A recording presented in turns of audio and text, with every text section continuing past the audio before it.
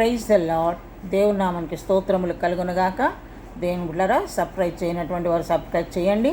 అనేకులకు ఈ యొక్క వాక్యాన్ని ఫార్వర్డ్ చేయండి. మరి వాక్యాన్ని మనం చదువుకుందామా? మొదటి కొరింథీయులకు రాసిన పత్రిక 7వ అధ్యాయము 24వ వచనం. మొదటి కొరింథీయులకు రాసిన పత్రిక 7వ అధ్యాయము 24వ వచనం. సహోదరులారా, ప్రతి మనుష్యుడు ఏ స్థితిలో పిలువబడినో ఆ స్థితిలోనే దేవునితో సహవాసము కలిగి ఉండవలెను. పరిశుద్ధుడైనటువంటి పౌలు భక్తుడు కొరింథీలో ఉన్నటువంటి ప్రజలతో అంటున్నాడు ఏమని? ప్రతి మనుష్యుడు, సహోదరులారా, ప్రతి మనుష్యుడు ఏ స్థితిలో పిలువబడినో, ఏ స్థితిలో నువ్వు రక్షింపబడ్డావో, ఏ గుంట నుండి నువ్వు త్రవ్వబడి ఉన్నావో, దేవునికి స్తోత్రం, హల్లెలూయా. ఏ స్థితిలో నుంచి నువ్వు పిలువబడినావో ఆ స్థితిలోనే దేవునితో నువ్వు సహవాసము కలిగి ఉండాలి. నువ్వు ఏ స్థితిలో నుంచి నువ్వు రక్షింపబడ్డావో ఆ స్థితిని నువ్వు మర్చిపోవడానికి వీల్లేదు. దేవుని బిడ్డ, చాలామంది కష్టాలలో ఉన్నప్పుడు, వ్యాధుల చేత పీడించబడుతున్నప్పుడు, రోగాలతో దయ్యాలతో పీడించబడినప్పుడు ఆ క్షణమే రక్షింపబడుతూ ఉంటారు. మరి దేవుడు ఏమీ లేని స్థితిలో నుంచి దేవుడు నిన్ను లేవనెత్తి ఉంటాడు కదా. అటువంటి పరిస్థితుల్లో నుంచి దేవుడు నిన్ను గొప్పగా ఆశీర్వదించినప్పుడు చాలామంది ఈ కాలం ఎలాగ ఉన్నారంటే, గొప్పగా దీవించబడిన తర్వాత దేవుని సహవాసాన్ని విడిచిపెడుతూ ఉన్నారు, సంఘాన్ని విడిచిపెడుతున్నారు, దేవుణ్ణి విడిచిపెడుతూ ఉన్నారు. దేవుని బిడ్డలారా, కాదు దేవుని బిడ్డ, అలాగూ చేయవద్దు. నువ్వు ఏ పరిస్థితిలో రక్షింపబడ్డావో, ఏ పరిస్థితిలో దేవుని సన్నిధిలో నువ్వు పిలువబడ్డావో ఆ స్థితిని నువ్వు మర్చిపోవద్దు. ఆ స్థితిలో, ఏ స్థితిలో ఉన్నప్పుడు నువ్వు ప్రభుతో మరి హత్తుకొని జీవించి ఉన్నావో ఆ స్థితిని నువ్వు మర్చిపోకూడదు. కొంచెం డబ్బు ఎక్కువ కాగానే ఇంకా అంతే, ప్రార్థన లేదు, ఏమి లేదు, సహవాసము లేదు, సంఘము లేదు, ఆరాధన లేదు, ఏమీ లేదు, అయిపోయింది. ఇక్కడ ఉన్న కళ్ళు ఇక్కడికి ఎక్కుతాయి, ఇక్కడ ఉన్న కట్టికి ఇక కనబడుతుంటారా? అమ్మగారు కనబడరు, సంఘం కనబడదు, దేవుడు కనబడడు, ఎవ్వరు కనబడరు కదా.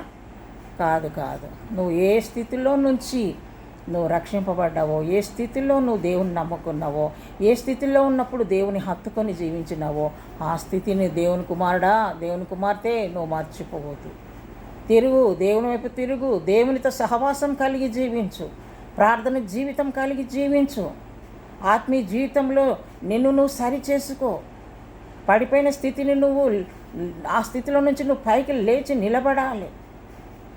దేవుని కొరకు నువ్వు నిలబడాలి, దేవుని పరిచర్య కొరకు నువ్వు నిలబడాలి, దేవుని సంఘం కొరకు నువ్వు సపోర్టుగా ఉండాలి. హల్లెలూయా. రందరబ శబలరబందరబ జీసస్, హల్లెలూయా.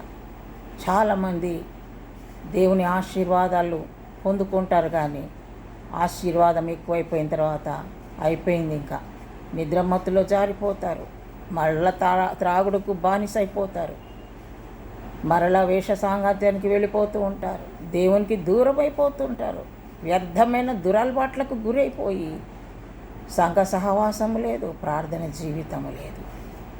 దేవుని బిడ్డ, ప్రభు త్వరగా వస్తున్నాడు. ఆయన ఏ క్షణం వస్తాడో మనకు తెలియదు. దేవుని బిడ్డ, ఆయన ఏ క్షణం వచ్చినా నువ్వు సిద్ధంగా ఉన్నావా? ఏ స్థితిలో నువ్వు పడిపోయి ఉంటున్నావో నిన్ను నువ్వు పరీక్షించుకో. నువ్వు పరీక్షించుకొని ఆ పడిపోయిన స్థితిలో నుంచి నువ్వు లేవాలి, దేవుని హత్తుకొని జీవించాలి, దేవునితో నువ్వు నడవాలి, ప్రార్థనలో నువ్వు ముందుకు సాగాలి. ప్రభు త్వరగా వస్తున్నాడు. ఏ క్షణం ఆయన వస్తాడో మనకు తెలియదు. నువ్వు ఎత్తబడే గుంపులో ఉండేటట్టు నువ్వు సిద్ధపాటు కలిగి జీవించు. దేవుడి కొద్ది మాటలు మన ఆత్మ మెలక దీవించనుగాక. ప్రభా, నీకు స్తోత్రములు నాయన. ఎవరెవరు ప్రభా నాయన నీకు దూరమై జీవిస్తున్నారో నాయన, వారు రక్షింపబడినటువంటి పరిస్థితి ప్రభా, పిలువబడినటువంటి సమయాన్ని మర్చిపోకుండా ఆ స్థితిని ప్రభా విడిచిపెట్టకుండా నాయన నిన్ను హత్తుకొని జీవించుటకు నీ బిడ్డలకు మీరు సహాయం చేయండి. ఎంతమంది అయితే ప్రభా నీకు దూరం అయిపోయినారో వారందరూ ఈ దినం వాక్యం విని ప్రభా నిన్ను హత్తుకొని జీవించుటకు నీ కృప దయచేయమని నజరేయుడైన యేసు నామములో ప్రార్థించి అడుగుచున్నాము తండ్రి. ఆమేన్. Praise the lord. God bless you.